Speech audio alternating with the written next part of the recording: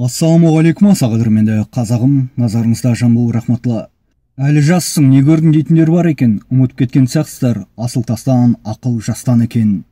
Тікелей мәселеге келер болсақ, осыдан 101 жыл бұрын, яки 1916 жылы Амангелді иман, Әліби Жангелділердің бастауымен ұлт-азаттық көтеріліс болған. Көтеріліске қарсы болып, осы күнімізге де шүкір, тәубе, тыныштық болсын дейтін шүкіреттер мен тәубейттер де табылған.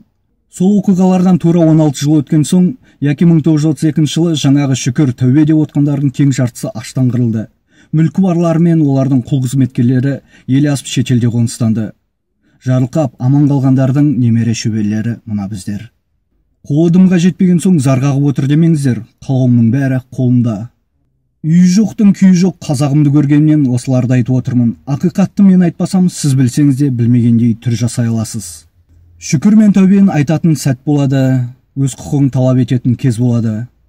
Әр қазақ өз құқығын талап ете білмейінше, амал жасамай, дұға етіп қана отырып, жарқын болашақты 2030-2050-де күтудің қажеті жоқ.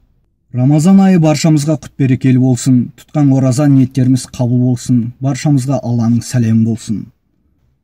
Абай мен байқап қалдым ғаламторда, аты жөнімен қоса саясаттанушы деп жазылыпты. Соларды жазбай қойсаңдар болатын еді негізі.